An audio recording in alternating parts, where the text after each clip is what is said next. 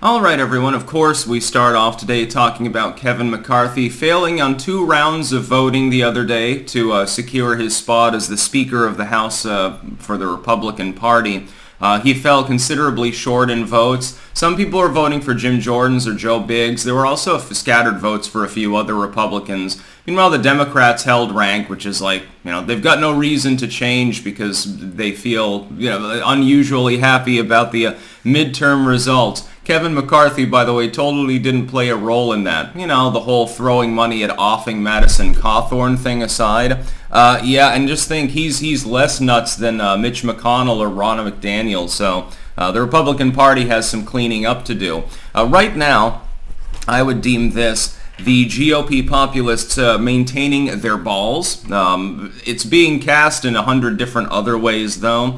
Right now, you've got a massive amount of cope, for example, from some of the more lamestream unipartyists. Dan Crenshaw is the big one. In fact, let me read his bullshit out verbatim, just because it's so funny. This is Dan Crenshaw reacting to, what was happening the other day. I voted for McCarthy because he won our primary election with 85% of the vote, and I refuse to leave the House in control of a Pelosi-appointed clerk.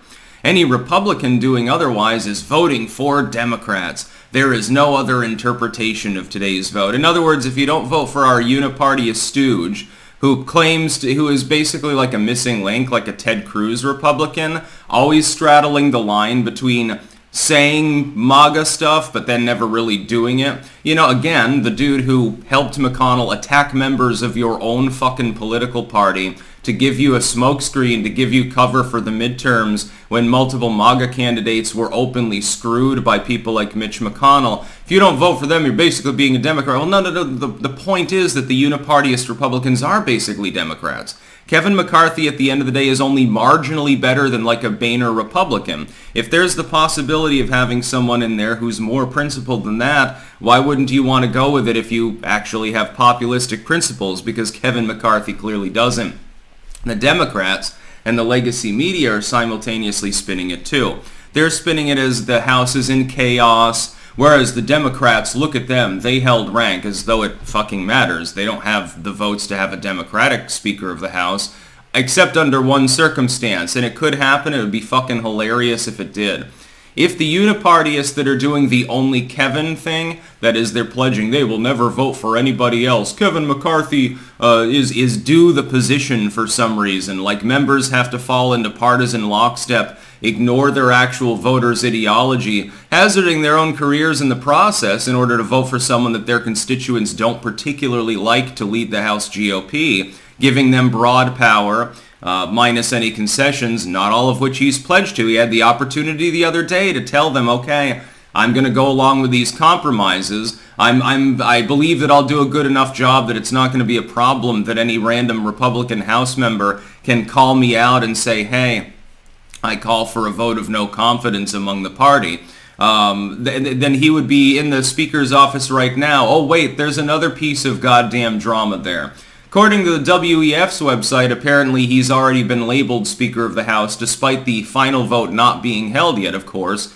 He lost both rounds yesterday. He apparently has moved into the Speaker's office despite the fact that he has not actually been nominated to that position. Matt Gaetz is trolling about this. We've got a shit ton to unpack here. Matt Gaetz sent a letter in saying that he'd like to report a squatter, basically. Well, there's been no final vote, so why is he allowed in the office? Under what decorum is this actually part of the legal system for the U.S. Congress? But he's technically right. Now, in the end, will McCarthy end up being able to secure the votes? Possibly. I think it was. I think it wasn't Joe Biggs, as the other dude, Jim Jordan's, who on the second round said, "Okay, guys, enough is enough. It's funny and all, but let's ride with McCarthy, and we've made our point, basically." That's the half-assery that lets the uniparty run roughshod over you. It would be better to completely stymie the process and proceed without a goddamn House Speaker, having a Republican majority anyway, in which you've got the MAGA caucus holding their ground, and again, it's much more significant as a proportion than it is in the Senate, which is why this is happening. I would point out to the unipartyist stooges, because you do have, we'll do it on the second round anyway, wink wink nudge nudge Republicans, If you hadn't screwed dozens of your own House candidates out of funding and out of backing and effectively abandoned them, McCarthy would already have the votes. Because there'd be other Jim Jordans who would hold out on a first ballot, maybe on a second, but then they would say, look, we've gained some mild concessions, we've made our point, we've made it clear that we're not just going to sit down and do whatever the fuck McCarthy says, now we'll vote for him. Ironically, this is the Unipartyists' own making.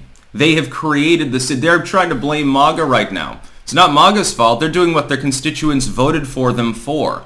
When Matt Gaetz says, no, I'm not going to vote for McCarthy at all, I'll consider it if he gives us this concession, that harder line negotiation approach, when you do control a significant chunk of the House Republicans, is proper.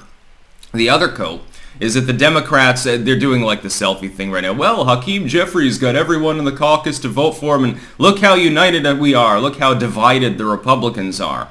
Yeah, the Uniparty is very much, a singular, monolithic entity, and they're very, very sad right now that they're incapable of muzzling, people that actually have populistic principles. I'm not surprised that they're angry. I'd be angry too if I knew what side my bread was buttered on, and it certainly wasn't the taxpayers funding me my normal salary.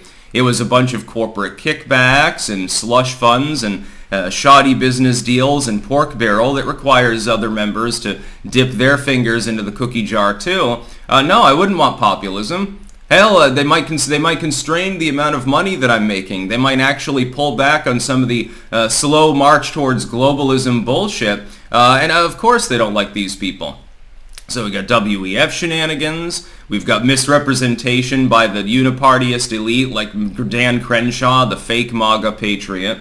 It's basically like a more cerebral, non-cancerous John McCain at this point. There's really no other way to approach him. Not necessarily. And Liz Cheney will probably do a victory lap too. Oh, we warned you, the Republicans need to stick together. This is why we need unity. It's Trump's fault, basically. Despite the fact that Trump notably decided not to bother contesting the issue and eventually just said, yeah, you should vote for McCarthy.